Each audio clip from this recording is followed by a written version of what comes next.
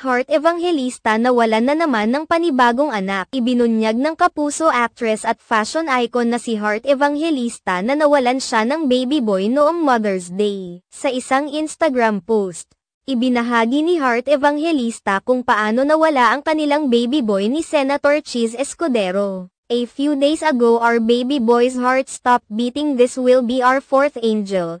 Pagbabahagi ni Heart Evangelista. Ayon kay Heart Evangelista, ang pagkawala ng kanilang pang-apat na anak ni Chis Escudero ay isa sa kanyang pinakamalaking heartbreaks. Inilahad din niya sa kanyang post ang pasasalamat sa kanyang mga unborn angels dahil sa pagsusumikap umano ng mga ito na makasama sila.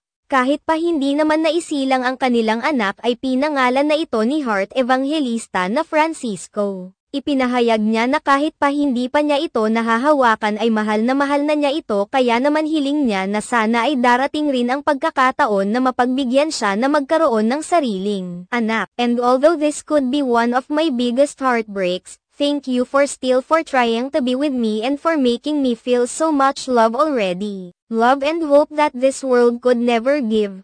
I love you, Francisco. I shall keep my heart intact while you find your way back to us, to all the mothers, for moms, mothers to friends. Thank you for your heart and all the women like me, going through same struggle.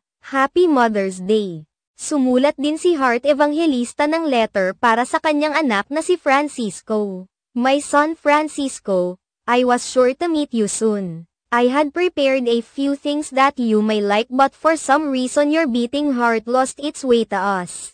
I don't blame you for being scared. It is a scary world, but I would like to let you know that I was prepared for you. Even if I am heartbroken, I will keep my heart intact while you find your way back to us. Your beating heart has healed me in so many ways. I love you, anak. I'll be waiting for you, Mama Heart. Marami naman ang nakisimpatya kay Heart Evangelista, lalo na ang mga kababaihan na humihiling na mabigyan rin ng anak kagaya kay Heart. Darating din umano ang panahon para ang panalangin naman nila ang dinggin at mapagbigyan.